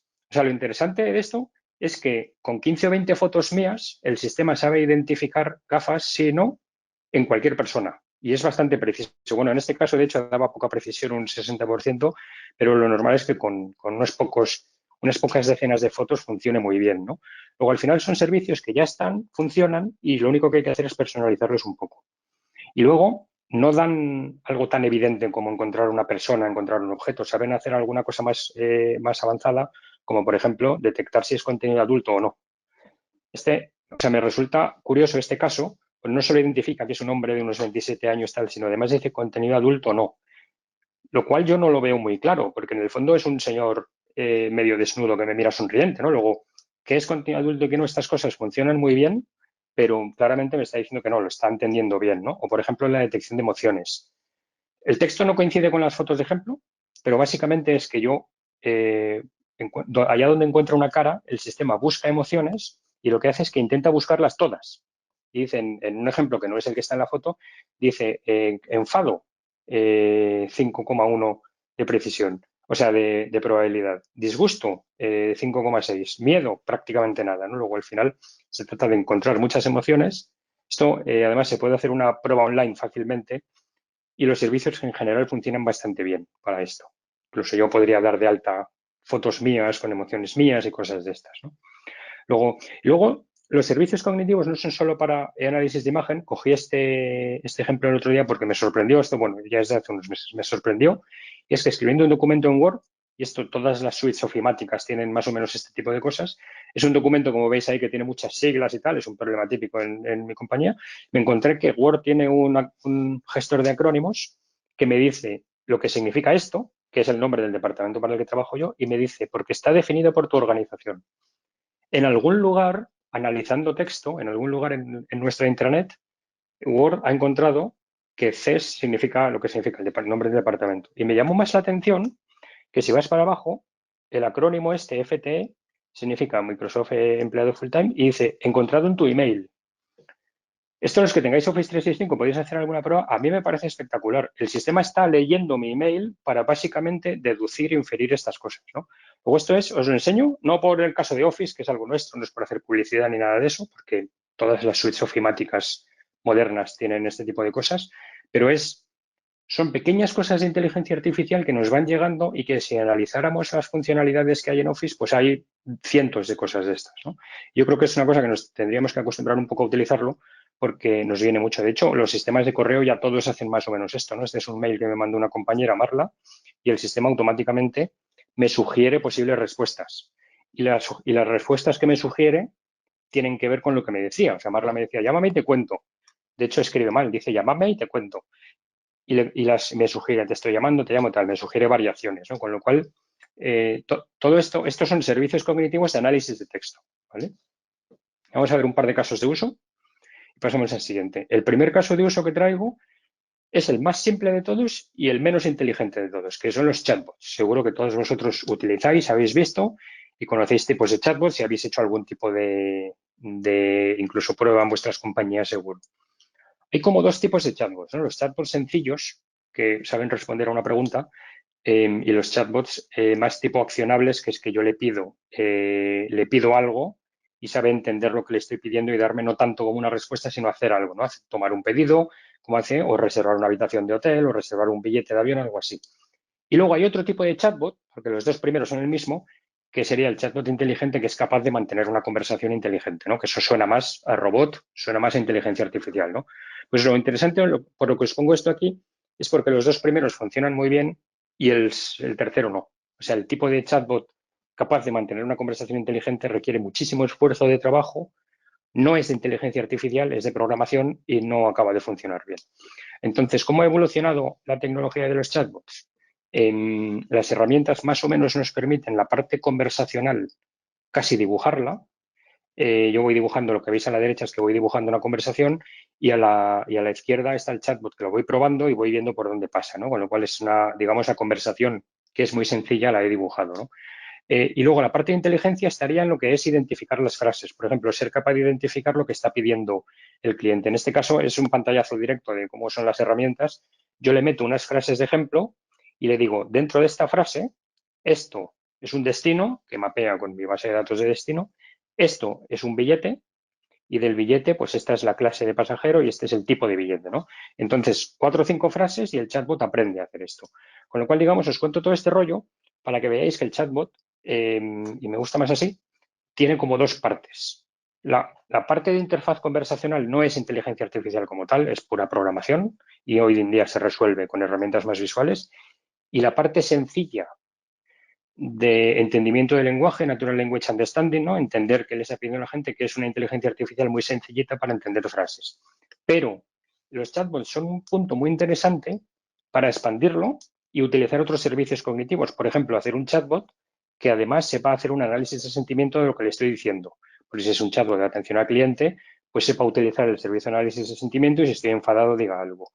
O uno que no tengo aquí, por ejemplo, que sería el de análisis de imagen para, por ejemplo, si al chatbot yo le subo una foto, me devuelva pues producto recomendado o algo así. Mira, yo he visto que la aplicación móvil del Corte Inglés tiene eso. Yo le hago una foto, me echo una foto a la camiseta y a la camisa me ha empezado a recomendar, el chatbot me ha empezado a recomendar camisas de cuadros parecidas, ¿no? Luego, los chatbots no son un ejemplo bueno de inteligencia artificial, pero sí son un ejemplo muy bueno de una nueva interfaz para servicios cognitivos. ¿Vale? Otro caso de uso que no tiene nada que ver con este, de servicios cognitivos, sería análisis de grabaciones de audio, analizar voces que se oyen en un audio, tipo contact center, ¿no? Entonces, si yo enchufo grabaciones de un contact center, alguna herramienta de tipo atención al cliente basada en servicios cognitivos, podría hacer automáticamente como cosas que nos da en la foto. Esto no es muy sofisticado desde el punto de vista tecnológico y es, por ejemplo, que se sepa de qué se está hablando, por ejemplo, en base a palabras clave o incluso que el sistema autoidentifique qué palabras clave hay, ¿no? O que el sistema identifique análisis de sentimiento de las palabras que se están diciendo, ¿no? O, por ejemplo, que en base a mi base de datos de productos y de productos de competencia, pues el sistema sepa de qué se está hablando, ¿no? Incluso algún cierto detalle más, y este es un caso que ya me empieza a parecer un poco intrusivo, es algún cierto detalle más y es que me sepa decir, sepa separar las voces de quiénes son mis agentes de atención al cliente y quiénes son los clientes y me sepa decir, por ejemplo, el ratio de habla y escucha y me sepa decir que mis agentes hablan demasiado, escuchan poco, algo así. Digo que me parece un poco intrusivo porque es literalmente escuchar a las personas y analizar las palabras que dicen, ¿no? Pero podemos hacer, por ejemplo, los que venden más o los que venden una media por su análisis de sentimiento, este tipo de cosas, ¿no? Las palabras clave que utilizan en las mayores ventas o algo así. O este tipo de herramientas desde el punto de vista técnico. Os cuento esto para que veáis que desde el punto de vista técnico de servicios cognitivos no tiene complicación. La complicación es más llevarlo a la práctica en las compañías, el trabajo que requiere a lo mejor enchufar las grabaciones y, por ejemplo, la separación de voces, identificar quién es el agente, quién es el cliente, este tipo de cosas, ¿no? Pero desde el punto de vista técnico no es muy difícil, es más un tema de adopción, de que son tecnologías que han llegado muy rápido y todavía no estamos adoptando rápido. Estoy un poco así porque hay un montón de preguntas y que no he contestado. Sí, en positivo. Vale, ¿cómo encaja y cómo de maduro es AutoML? Hay una pregunta sobre AutoML. Esta es una pregunta un poco más técnica y es espectacular. ¿Cómo trabaja un data scientist haciendo modelos predictivos? Pues básicamente programando en lenguajes esotéricos con algoritmos y mediante ensayo-error. ¿Cómo trabaja el AutoML? El AutoML es una herramienta que hace todas las pruebas de ensayo-error y me dice cuál es el modelo predictivo mejor. Está avanzando muchísimo y está siendo una cierta revolución en cuanto a productividad. No nos está dando un salto cualitativo importante en la inteligencia artificial, pero sí cuantitativo muchísimo en cuanto a productividad. Si a la persona que hacía la pregunta, si estáis haciendo cosas con AutoML, pues estáis viendo, pues es espectacular. Revisarlo porque es espectacular la productividad que os da. Y veo una pregunta muy larga que la dejamos para el final, ¿vale? Porque no quería interrumpir. Vamos a ver análisis de imagen, que es un caso súper chulo porque es de lo que más hay. Es muy sencillo de implementar desde el punto de vista técnico, bastante complicado desde el punto de vista humano de gestión de cambio, acostumbrar a la gente a que quiero hacer este tipo de cosas y se puede utilizar para un montón de cosas. Y esto hace 3 o 4 años era difícil, hace 5 o 6 era casi ciencia ficción, hoy en día tardamos un ratito, como quien dice, en montarlo, un poco más en hacer el business case y que salga a cuenta y tal, ¿no? Pero vamos a ver los casos, hay muchos, ¿no? Hay gestión de customer engagement, bueno, vemos un poco de todo. Casos de uso de análisis de imagen, por ejemplo. contar personas. El número no es el que hay arriba de 3, sino es el que hay a la derecha que pone 6, ¿no? Es un servicio que analiza imágenes y ya detecta automáticamente personas, incluso un poco la trayectoria, y sabe decirte cuántas personas hay. Esto lo pones en un lugar concurrido y te haces una idea si hay mucha gente, si hay poca, por dónde pasan, por dónde miran. Esto en retail se utiliza mucho para hacer análisis de hacia dónde mira la gente, dónde se para más tiempo, ¿no? Otras cosas que hacen ya estos servicios es, por ejemplo, la separación, contar el distanciamiento social, ¿no? Ver si hay gente demasiado junta. Uno que me gusta especialmente mucho es el detectar cuando alguien entra y sale de una zona marcada. Yo coloco una cámara y en base a la imagen coloco la zona marcada y puedo detectar cuando alguien entra y sale de esa zona, ¿no? Se me ocurren, o sea, 1000 casos de uso, ¿no? El relativo no solo al que veis, que es un tema de ventas y analizar cómo funciona la cola, si la gente pasa demasiado tiempo o no, sino para seguridad, ¿no? Saber cuando alguien entra o sale de una zona que no debe. Por ejemplo, había un caso aquí, por ejemplo, este caso es muy interesante. En la zona marcada en rojo, cuando pasa el vehículo no pasa nada, pero cuando pasa un ser humano, que lo detecta como un ser humano, fijaos que arriba a la izquierda va a salir una alerta. Sale una alerta cuando entra en la zona roja. ¿Por qué? Esto me contó un cliente que el 80 y pico por ciento de los accidentes en fábricas de este tipo se dan por atropellos, porque se trata de evitar que las personas caminen por ahí, ¿no? El análisis de imagen para esto, desde el punto de vista tecnológico, es sencillo, no es complicado, ¿no? Casos de uso que vemos últimamente, por ejemplo, pues detección de mascarilla, detectar cuando alguien lleva mascarilla o no. Es un caso que es fácil de enseñar y hacer una demo y habría que buscar el business case, ¿no? Pero básicamente detectar cuando alguien lleva mascarilla o no. Uno, por ejemplo, que me parece espectacular por sencillo, es análisis de imagen para detección de problemas de calidad y productividad en una cadena de montaje. No os fijéis tanto en si es una persona haciéndolo a mano, porque esto se utiliza mucho en fabricación automatizada, pero la idea es que se identifican las piezas por separado y si alguien monta una pieza al revés, el sistema se da cuenta por puro análisis de imagen, ¿no? Entonces, aquí se ha visto como muy rápido. Esto se utiliza muchísimo en la fabricación de microchips, ordenadores, tal. Pasan los componentes muy rápido y el sistema va haciendo fotos. En este caso está hecho a mano para que se vea claramente, pero es simplemente una cadena de montaje en que lo pone mal. Un error que se puede dar, es muy fácil que se dé, y el sistema te ayuda a detectarlos, ¿no? Bien, seguimos. Me quedan un par de casos. El de neveras no lo vamos a ver, que es muy tonto, y este tampoco, yo creo, que es de análisis de vídeo un poco más largo. Así que nos vamos a pasar al final. Me he ido un poco largo. ¿Vale? Nos vamos a pasar al final. Pero quiero dejar un poquito de tiempo a preguntas. Bueno, de hecho sí os voy a enseñaros el de neveras porque me parece relevante y veo que tenemos tiempo, ¿vale? Bueno, relevante no es, pero me parece divertido por el caso de uso que hay. Esto es un compañero de trabajo que me vino un día no hace mucho y me dijo, mira, me acabo de comprar una nevera que mira lo que hace. Me sacó el teléfono y me enseñó esto que os voy a enseñar y dije, por Dios, sácale un par de fotos y déjame verlo. Déjame usarlo.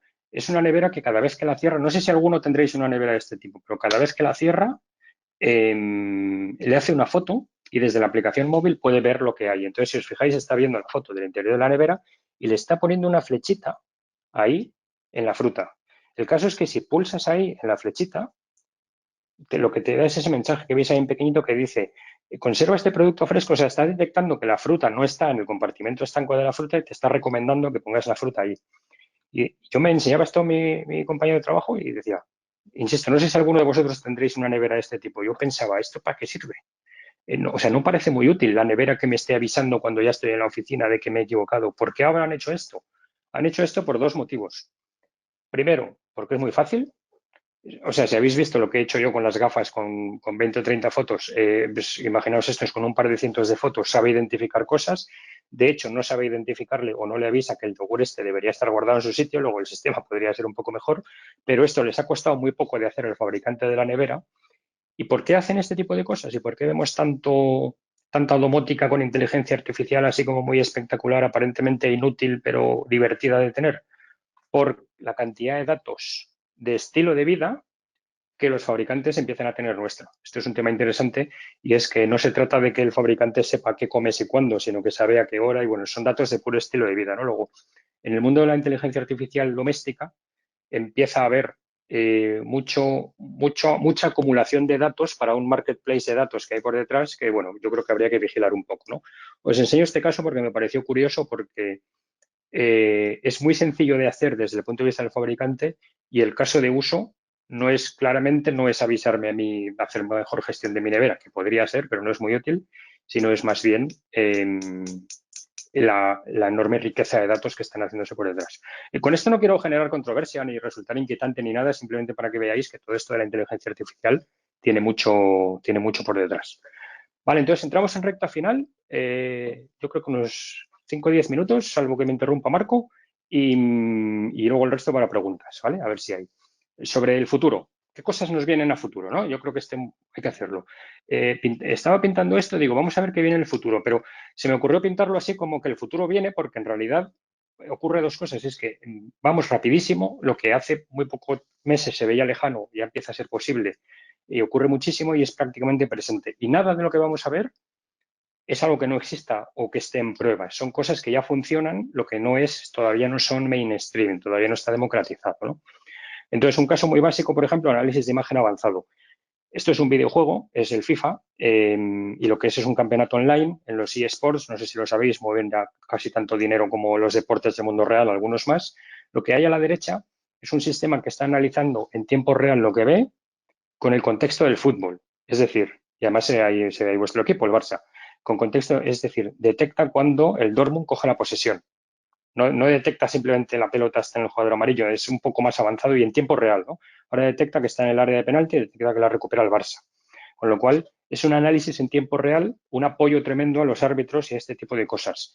Y lo que me interesa es que es tiempo real y adaptado a lo que se está mirando, que es un partido de fútbol, ¿no? Y dice, si uy, no quería poner esto, no metió gol. Y dices, si esto no lo usan en el mundo real, dices, pues sí, estos tipos que hacen esto lo utilizaron, hicieron al menos una prueba que yo sepa en la mundial, en la final del mundo de ping-pong en Rusia y en Moscú, me parece que es esto. Y si os fijáis, lo traigo por la enorme cantidad de datos que hay alrededor que están viendo en tiempo real, en ping-pong, que es una cosa que va muy rápido, perfectamente lo que ocurre. El sistema sabe perfectamente a dónde bota la pelota, con qué ángulo, si toca la red, si no hay un punto ahí en el que toca la red, no sé si se ha visto, y se ve un poquito incluso hay un punto donde el sistema anota la puntuación antes de lo que le da tiempo al árbitro, porque si os fijáis hay dos puntuaciones. Se va a ver aquí, yo creo. Hay dos puntuaciones. La que ve el sistema, esa que pone score, y la que pone OCR es la que se ve en la pizarra del árbitro. Y se ve perfectamente que cuando marcan el punto, el sistema se da cuenta antes de lo que el árbitro se da y le da. Es un ejemplo de cómo cuando este tipo de cosas estén democratizadas, no tendrá sentido no utilizarlas. Siempre como apoyo al árbitro. No se trata de que esto tome decisiones, pero que ayuden al árbitro a que se haga más fácil su trabajo, ¿no? Esto es puro análisis de imagen avanzado. Otro caso que no tiene nada que ver es aprendizaje por refuerzo para aprender comportamientos. Lo que veíamos al principio del aprendizaje por refuerzo, que no necesita datos para aprender comportamientos. Seguro que habéis visto vídeos de este robot. Traigo este vídeo y me gusta porque es un vídeo, este vídeo está en YouTube. Es un anuncio comercial de un producto que puedes ir y comprarte en una tienda. O sea, esto no es experimental, esto ya existe.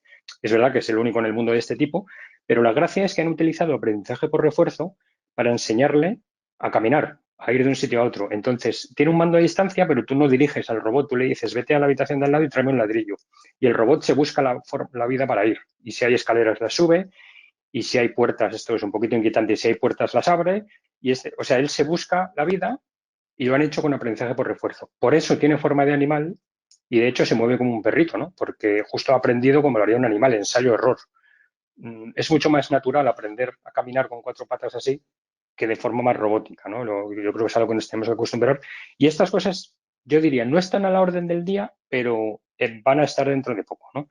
De hecho, este mismo robot, por ejemplo, en este caso, que son más vídeos que cuelgan del robot, simplemente le han dado la orden de que recoja las cosas que se encuentre por el suelo. Y él sabe buscarse la vida, ir, buscar, cambiar el ángulo para verlo mejor, recoger y tal, ¿no? Este caso es maravilloso, por Dios, que recoja la habitación de mis hijos adolescentes. Eh, Luego, este tipo de cosas, insisto, aprendizaje por refuerzo y reconocimiento de imágenes para que él sepa hacerlo solo. A partir de ahí le dice, recógeme la casa y él te la recoge. Esto, bueno, me digáis que no ha sido espectacular. Un par de casos rápidos. Generación de contenido sobre redes neuronales. Sistemas que son capaces de generar imágenes fotorrealistas. Esto son dos imágenes de dos personas generadas por una red neuronal. No es copia-pega de imágenes. No es que el sistema tenga una base de datos tremenda de imágenes y sepa hacer copia-pega y componer fotos. Es que ya le han borrado esa base de datos, por decirlo así, y el sistema sabe hacer imágenes fotorrealistas, así aleatorias. Y de hecho estas personas no existen. ni lo que veis en la imagen son trozos de fotos, ni nada de eso. Es imágenes completamente generadas por la inteligencia artificial. Traigo este caso, que en realidad no es muy nuevo, tiene ya 1 año y 2 años o así. Bueno, resulta divertido porque lo compartieron y esto se puede descargar y lo puedes utilizar. Entonces, un tipo montó una página web que se llama estapersonanoexiste.com, que cada vez que refrescas el navegador te pone una imagen completamente aleatoria de alguien que no existe. O sea, esta chica no existe, no es real, no hay nada en esta foto que sea real. Esta chica tampoco, es todo súper realista, ¿no? Este tipo con esta barba tan realista, esto es todo generado por una inteligencia artificial, de forma aleatoria. No sé si conocéis este caso, pero es bastante curioso. De hecho, algunos casos un poco más avanzados, por ejemplo, a partir de la imagen original, ser capaz de modificar, esto no sorprende mucho ya, ¿vale? Yo creo que lo habéis visto todos mucho. Ser capaz de ponerle cejas, de pintarle los labios, de cambiarle el tamaño de la nariz, el pelo, cosas así, pero de forma muy a la orden del día. Como caso bastante chulo de esto, hay un caso de un retailer online que lo publicaron porque, insisto, que en el mundo de la inteligencia artificial todo se publica, que estos tipos, a partir de su base de datos de fotos muy grande, se hicieron un sistema que era capaz de generar imágenes fotorrealistas. Todavía no es fotorrealista cuando yo lo leí, no les debe quedar mucho, y lo que son capaces es, con una serie de parámetros de entrada, lo que veis ahí arriba a la izquierda, son capaces de generar la imagen. Pero, insisto, no utiliza el catálogo de fotos para generar la imagen. El catálogo de fotos lo usan si quieren como parámetros de entrada, pero el sistema genera imágenes completamente de cero, ¿no? Ha aprendido a generar estas fotos. Y hace cosas espectaculares como, por ejemplo, dada esta imagen, perdón, dada esa pose y este estilo, genera la imagen combinatoria, ¿vale? Insisto, totalmente inventado. No está usando el catálogo para generar las imágenes. O dado, por ejemplo, 2 outfits, genérame imágenes varias para mostrarlos, ¿no? A mí se me ocurre que estos tipos podrían publicar un catálogo de imágenes, un catálogo infinito online de productos que no existen, ni fabricarlos a demanda, ¿no? O sea, el sistema ya es capaz de generar las imágenes. Espectacular. Y luego 2 casos últimos, y me quedo con estos 2 y terminamos ya. Uno que me pareció bastante espectacular porque es unos tipos que fueron capaces de enseñar a un sistema a jugar al Comecocos solo mirando partidas.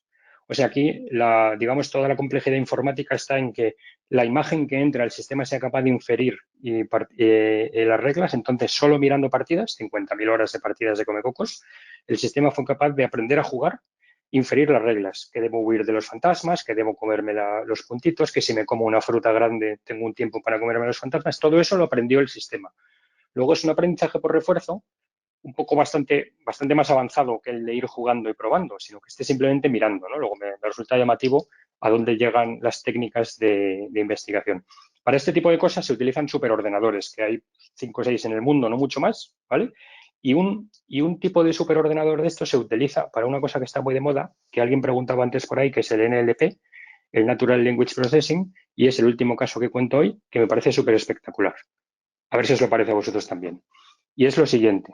A ver que veo preguntas aquí. Es lo siguiente. El NLP, básicamente, el NLP es procesamiento de lenguaje natural. Unos tipos han hecho un modelo, han sido capaces de hacer un modelo de Machine Learning que lo que hace es que genera párrafos de texto, ¿vale? Y cuando digo genera párrafos de texto, es que un tipo se lo descargó y lo utilizó en su blog. Esta es una noticia del verano pasado.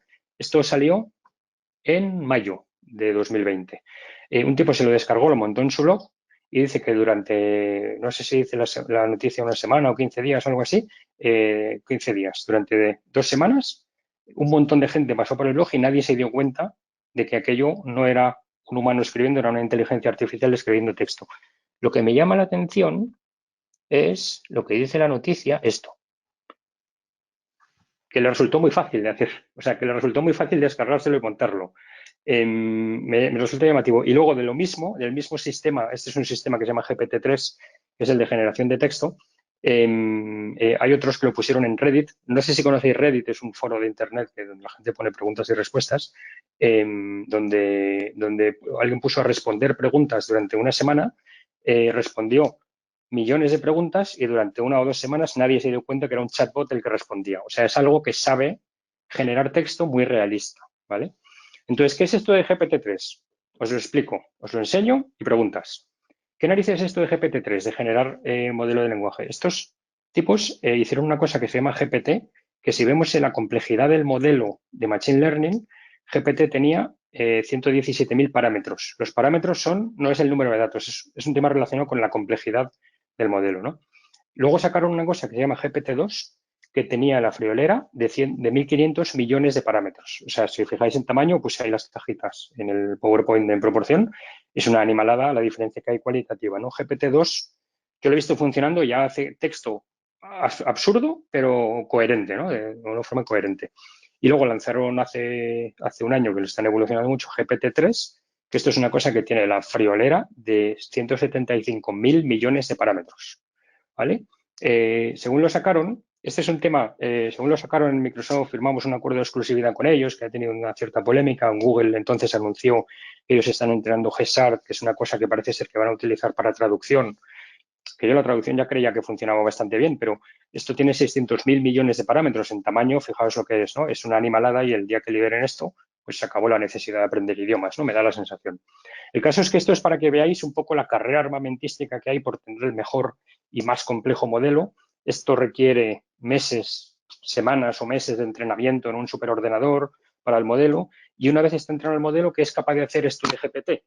Pues, por ejemplo, este era yo, que me dieron acceso y estuve jugando un poco con esto de GPT-3. Yo le pongo un texto, que es el texto este en negrita, y él va a hacer la mejor predicción a ese texto para continuar escribiendo. Entonces yo le digo a GPT, ¿puedes explicar qué es inteligencia artificial de una forma sencilla? Y cuando le doy al botón de Submit, GPT me contesta lo que veis ahí. Esto es pantallazo tal cual, extraído, yo utilizando GPT. Me dice, inteligencia artificial de forma simple es básicamente traducir el no sé qué, ¿no? Una definición más o menos. Y al final dice, fijaos, dice, es como los robots tomando el control, ¿verdad? No, no, no es eso. O sea, intenta como hacer un chiste y es un poco inquietante, ¿no? Es porque se está inventando el contenido y como ha aprendido a base de toneladas de contenido en Internet, dice cosas que se las inventa completamente. Esto de GPT-3 es completamente experimental, todavía no funciona como para ser un producto ni está liberado.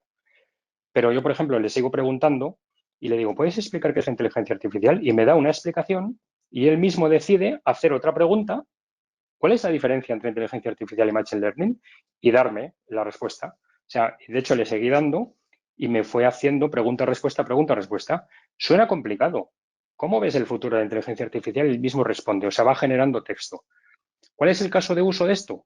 Me preguntaba alguien el otro día. El caso de uso es que los chatbots, dentro de poco, no va a ser necesario programarles lo que digan. Tú vas a coger un chatbot y decirle, cuando esto funcione bien y esté terminado, tú le vas a dar al chatbot los datos de la factura de tu cliente y le vas a decir, cuéntaselo al cliente. Y el chatbot buscará las palabras para contarlo.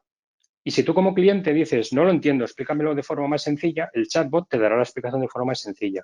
O sea, el hecho de que las máquinas no solo aprendan a hablar como nosotros, sino a adaptarse y ya no haya que decirles exactamente las palabras que deben decir. De hecho, hice una prueba, no pude evitarlo, hice una prueba ayer y digo, oye, disclaimer, esto es una prueba, funciona, o sea, se lo está inventando el contenido, no es un producto real, pero le digo, estas son 10 razones por las que CIDAI es el mejor hub de innovación en Cataluña para inteligencia artificial. 1 punto. Fijaos que yo llego hasta darle el 1 punto. Le doy a enviar y GPT-3 me genera esos casos. De hecho, siguió para abajo y me da un montón de frases que todas tienen mucho sentido, pero se las está inventando. Me dice, la misión de CIDAI es promover el desarrollo de inteligencia artificial en Cataluña y es la única organización que lo hace. El principal objetivo de CIDAI es soportar compañías. El primer paso es la tecnología tal. Bueno, me da algunas, la verdad es que hay algunas bastante interesantes. Por ejemplo, me hizo gracia la última de que es un interesante incubador de negocios con una fuerte colaboración con el gobierno catalán. Insisto que se lo está inventando, pero él solo ha decidido decir eso, solo en base a la frase en negrita que veis arriba. Con lo cual, me parece un caso interesantísimo de cómo la inteligencia artificial está empezando a hablar de forma correcta. Lo malo, entre comillas, es que parece inteligente, parece que entiende el lenguaje, pero en realidad no lo entiende. En realidad lo simula muy bien. Os dejo en la presentación que os compartiremos. Al final hay un vídeo de un data scientist, un divulgador bastante bueno. Está el enlace y todo en la presentación, que lo prueba y hace unas cosas bastante divertidas. Y la verdad es que es bastante chulo, ¿vale? Entonces, he dejado un poquito de tiempo para preguntas, salvo que yo me voy a quedar un ratito más por aquí. Hemos visto un poco cosas hacia futuro. Esto del NLP y procesamiento de lenguaje parece bastante chulo. Y hasta aquí es donde hemos llegado hoy, lo que os quería contar, que espero que más o menos os haya gustado y espero que tengamos preguntas chulas e interesantes en el chat, que ahora sí me lo voy a traer. Marco, ¿quieres que me lance yo ahí respondiendo? Sí, muchas gracias también, David, en nombre de SIDAI. Muy buena presentación. Muy buena A el vosotros. ejemplo también final. Creo que al poner este ejemplo de SIDAI y mirando rápidamente cada uno de los puntos que señalabas, la verdad es que le da bastante a varias de los mensajes que damos a la comunidad de lo que estamos haciendo en SIDAI. Entonces, Os prometo que no tiene trampa, ¿eh? Y esto no ha hecho copia-pega de lo que ha aprendido, de lo que ha visto en Internet. Esto ha aprendido a decir esas cosas en base a lo que ha leído por ahí. O sea que os prometo que no es truco, ¿eh? Lo probé ayer o anteayer y dejo esto, saco el pantallazo y me lo llevo porque tienen que verlo. Me resulta interesante, sí. Muchas gracias. no, entonces adelante. Si tú quieres ir seleccionando las preguntas y contestándolas. Sí, hay alguien muy simpático que dice que gracias por la explicación y una pregunta sobre la explicabilidad. Vale, importante. La explicabilidad es una cosa que antes no había. Antes se consideraba que la inteligencia artificial era un poco caja negra. El sistema, ¿por qué dice eso? ¿Por qué me dice que es un gato o es un perro? ¿Por qué recomienda este producto al cliente? La explicabilidad es la capacidad de que el modelo no solo te haga una recomendación, sino te diga por qué ha hecho esa recomendación. Hemos visto un par de ejemplos que ya qué datos me están diciendo que se recomienda, por qué estoy recomendando eso al cliente, ¿no?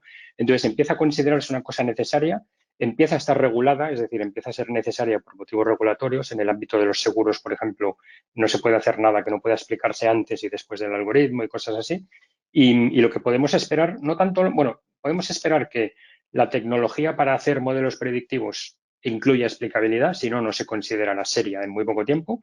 Y podemos esperar que los productos comerciales que hacen modelos predictivos sobre nuestros datos, nuestro CRE, nuestro ERP, provean de explicabilidad. Yo creo que eso va a ser un necesario y estar ahí. Y luego había una poco pregunta sobre el texto entre Analytics, Data Governance, tal. Ahí habría que hablar un poco de estrategia de datos y parece algo bastante complejo y dado, dependería un poco de cada compañía, cómo las compañías implementen su data driven, su estrategia data driven, ¿no? Pero sí, yo creo que no voy a entrar a ese, porque voy a empezar a divagar seguro, si no te importa. ¿Vale? Dice, servicios de reinforme, si existen servicios de aprendizaje por refuerzo sin datos en cloud o se tiene previsto sacar alguno. Yo no conozco ninguno, porque todo lo que hemos visto de aprendizaje por refuerzo es muy a medida, requiere mucha programación. Entonces, yo no he visto servicios a medida, o sea, servicios de utilizar y ya está, sino lo que he visto sobre todo es que todo lo que es aprendizaje por refuerzo es gente muy techie que se lo ha hecho a medida, o sea, es parte de lo que la plataforma permite. Cualquier plataforma lo permite, pero yo creo que eso requiere mucho trabajo especializado. Y hay muchísimo avance ahí por parte de la gente especializada, pero no veo que sean servicios que se democraticen fácilmente. Yo creo que hay mucho avance porque la primera versión del robot, ese que habéis visto, les costó 2 años entrenarlo y la siguiente versión ya les costó 2 semanas o algo así. O sea que hay muchísimo avance, ¿vale? Dice, ¿por qué no se quiere reconocimiento facial? ¿Por temas de privacidad? Hay dos temas con el reconocimiento facial. Primero es, por supuesto, la privacidad. Tengo que guardar la cara de alguien en una base de datos, hacer reconocimiento facial y haberle pedido permiso a ese alguien. Pero hay un tema con el reconocimiento facial que es muy polémico y es que la regulación llega tarde. No hay muy buena regulación sobre dónde utilizar eso. No va a llegar, se está trabajando mucho, pero todavía no la hay. Entonces, las empresas de tecnología nos hemos dado cuenta que el reconocimiento facial es muy difícil utilizar. Hay muchísimos casos que se puede utilizar para mal y hay pocos casos en los que se utiliza para hacer el bien. Entonces, es mucho más fácil que si lo dejas abierto y vendes un servicio de reconocimiento facial, alguien acabe usando tu plataforma para algo malo, mejor no hacerlo. Y básicamente estamos todos echando para atrás porque no parece que el beneficio sea muy alto versus lo difícil o lo fácil que es hacer algo malo, ¿no? Hay noticias bastante polémicas de eso.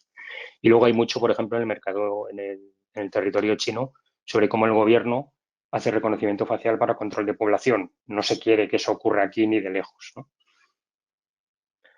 Vale, comenta también, muchas de estas aplicaciones invaden en mayor o menor medida la privacidad de los empleados, driver, score, etcétera. Sí, guardar emoción y tal, sí. Hay un tema importante que no estoy seguro cómo se ha resuelto desde el punto de vista regulatorio y es el siguiente. Si yo hago modelos predictivos sobre datos de mis clientes, tengo datos de mis clientes que han enseñado a mi modelo. Y si esos datos además incluyen fotos, reconocimiento de emociones y tal, si los tengo identificados, si tengo identificado a la persona con su emoción, eso es mala idea, eso requiere que esa persona me haya dado permiso para hacer eso y que tenga buen conocimiento. Y normalmente no se acaba de hacer bien, en el sentido de que no todo el mundo está muy bien informado y yo en mis clientes, si hablamos de servicios de estos y hay que pensar en pedir permiso al cliente de mi cliente para hacer esto, como que la conversación empieza a no gustarle a nadie, ¿no? Entonces, el problema de privacidad está en cuanto guardes datos identificativos. Pero luego hay otro punto, que es el que no está muy bien resuelto. Es el de, si mi cliente se sale de ahí y no quiere que utilice sus datos, yo tendría que borrar sus datos de mi base de datos y reentrenar el modelo para que el modelo aprendido no utilice sus datos, ¿no? Es un poco lío. Entonces, sobre eso hay regulación, hay muchos mecanismos para no violar la privacidad, pero cuesta explicarlo, ¿vale? Y no es algo sencillo. Dice, pregunta alguien, ¿hay alternativas a OpenAI? Sí las hay, lo que pasa es que OpenAI, esto que os enseñaba, en general OpenAI son unos tipos que hacen unos proyectos maravillosos y su objetivo original era resolver el problema de la inteligencia artificial en el mundo, es más investigación que otra cosa. Y en un momento dado, a lo largo del año pasado, nosotros firmamos un acuerdo con ellos y más o menos lo van a convertir en producto. Entonces, hay muchas universidades y muchos departamentos de investigación de las grandes tecnológicas haciendo proyectos de este tipo de investigación que en algún momento llegarán a producto. La única gracia de OpenAI es que ellos lo publican todo y luego casi todo lo que se hace en el mundo de la inteligencia artificial se publica y hay lugares donde se puede consultar. Luego hay alternativas, pero todas están, igual que OpenAI, en el ámbito de la investigación, todavía la experimentación. Según se van convirtiendo en producto, van siendo capturados por las empresas tecnológicas que lo sacan como un producto, ¿no? Con lo cual yo creo que todavía tardamos. Pero hay muchísima startup que está sacando productos realmente espectaculares en el ámbito de inteligencia artificial, ¿vale? Yo, si no me decís nada, sigo, ¿eh?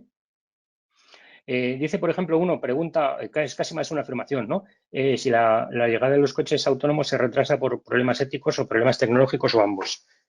Perdonad, yo creo que un poco por ambos. No tanto éticos, yo diría regulatorios. O sea, los coches autónomos se está investigando mucho y gracias a que hay alguno que está un poco más avanzado que los demás, se está investigando más y no se corre más porque si alguien consigue mañana un coche autónomo que funcione muy bien, hay un problema serio para adoptar esa tecnología. Será la típica tecnología que dices, ya la tengo, pero no la puedo utilizar porque la sociedad no es capaz de adoptarlo. Es un tema de adopción.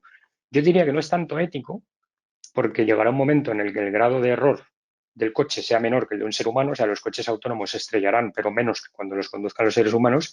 Lo que pasa es que si mañana nos empiezan a vender coches que son autónomos y conducen muy bien ya, nadie se atreverá, o casi nadie.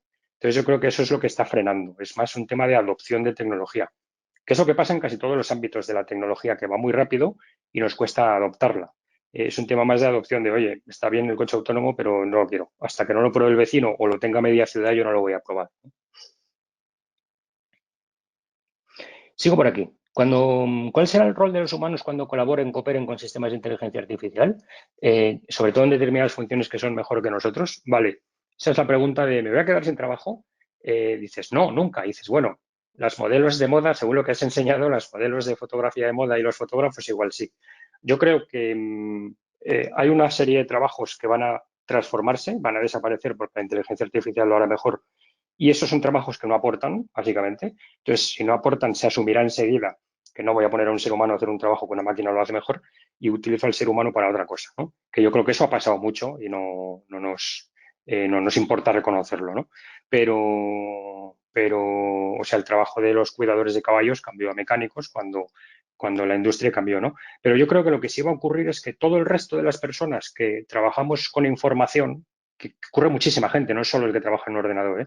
Trabajamos con información, la inteligencia artificial va a hacer mucho más fácil nuestro trabajo y nuestro trabajo va a ser mucho más decidir, más que, o sea, cualquiera de nosotros se pasa, si tuvieras que generalizar mucho, se pasa mucho tiempo viendo información, tratando de decidir sobre esa información y luego tomando decisiones. Pues nuestro trabajo tomaremos decisiones mucho más y mucho más rápido y estaremos menos tiempo analizando información en detalle.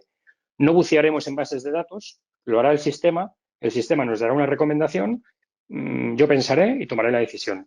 Y un poco más, ¿no? Es una forma súper simplificada, pero yo creo que la inteligencia artificial está básicamente para ayudarnos a hacer más fácil el trabajo, igual que el caso de los médicos. No va a sustituir a los diagnosticadores, pero les va a ayudar mucho a diagnosticar de forma más precisa, ¿no?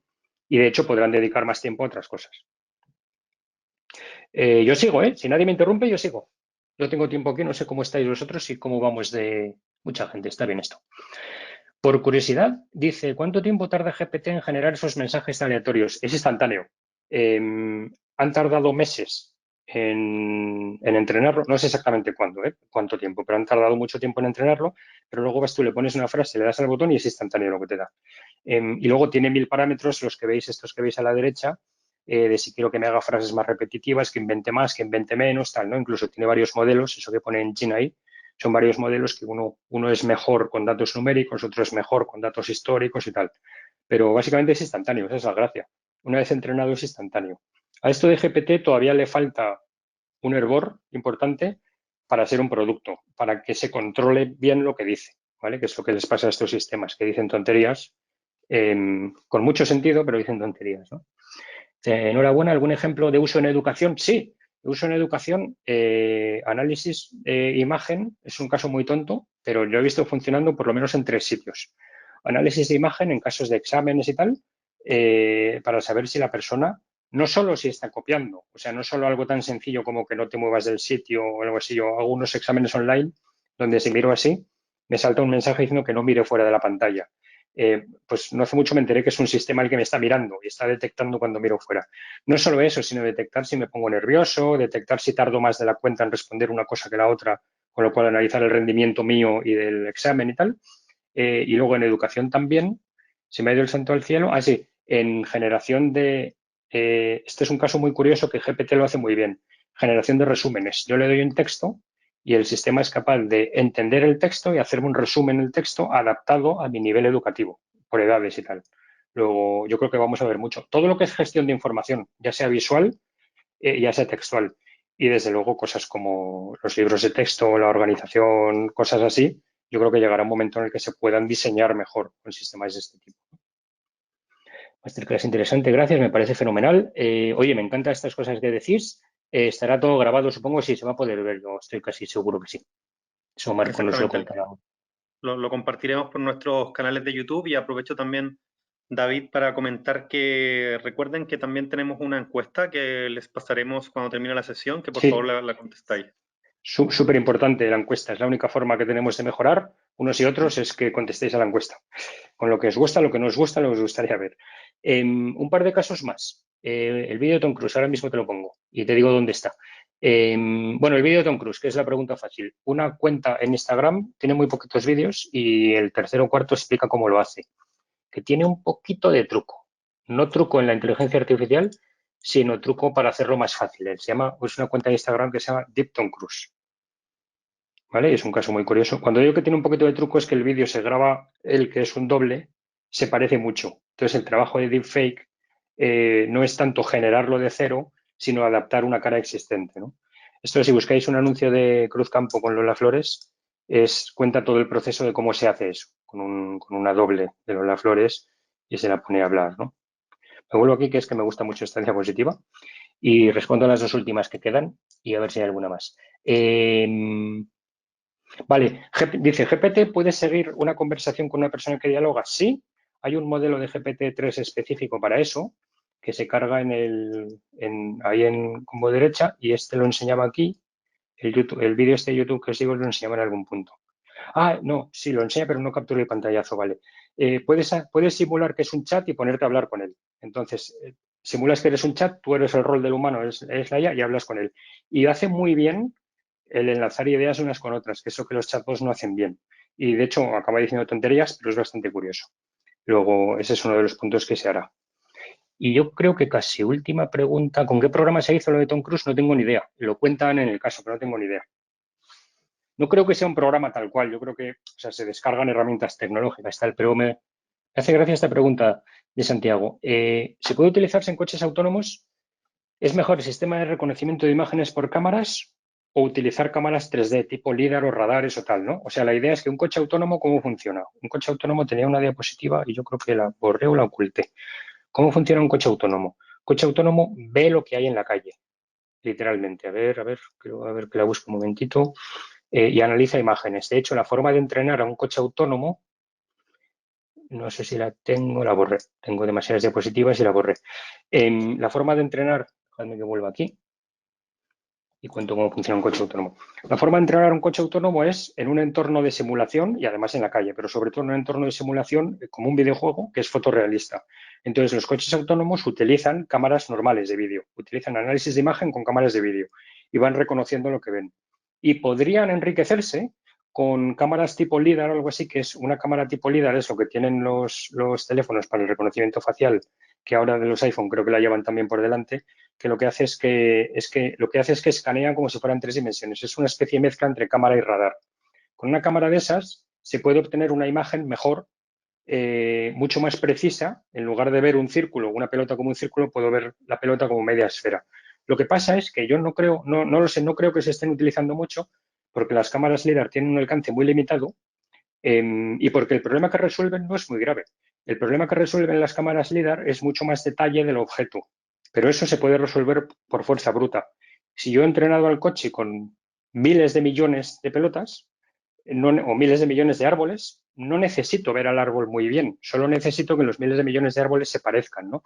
Luego, me parece más sencillo entrenar el modelo de conducción autónoma con muchísimas imágenes con fuerza bruta, más sencillo que con una calidad de imagen detallada tridimensional del modelo, ¿no? Que es como más preciso, pero no hace falta habiendo fuerza bruta. Lo de las cámaras LiDAR se utilizan mucho para analizar el cuerpo y detectar articulaciones, ese tipo de cosas, pero tienen un alcance limitado, llegan a 3 o 4 metros o algo así, no mucho más, ¿no? Y son muy caras, o sea que la respuesta no lo sé seguro, pero estoy casi seguro que no utilizarán cámaras LiDAR de esas, utilizan puro análisis de imagen y fuerza bruta, en el sentido de millones y millones de imágenes, que es un poco lo que está pasando con la inteligencia artificial, es que las cosas se están resolviendo por fuerza bruta. Es el caso de GPT. GPT no habla, no entiende el idioma. Parece que lo entiende porque han utilizado tal fuerza bruta para entrenarlo que imita muy bien el lenguaje, pero no es capaz de entender el lenguaje. Esa es la clave, ¿no? Que no es capaz de entenderlo. Sería una buena frase para terminar, salvo que haya más preguntas. Estos sistemas parecen muy inteligentes, pero no son exactamente inteligentes como el ser humano, sino que los simulan muy bien. Más cosas. Marco, se me va mucho tiempo. No sé si tenemos a la Sí, yo audiencia creo que, contenta o no. de hecho voy a encender cámara. Nada, David, volver a agradecerte por tu tiempo, por la genial masterclass que nos has dado. Creo que ya no tenemos más preguntas. Dejamos la invitación a todos los asistentes a que podáis seguir conectados y mirando cada una de las masterclass que vienen a continuación en los siguientes meses. Y de nuevo, comentarles, esta masterclass estará publicada en nuestro canal de YouTube.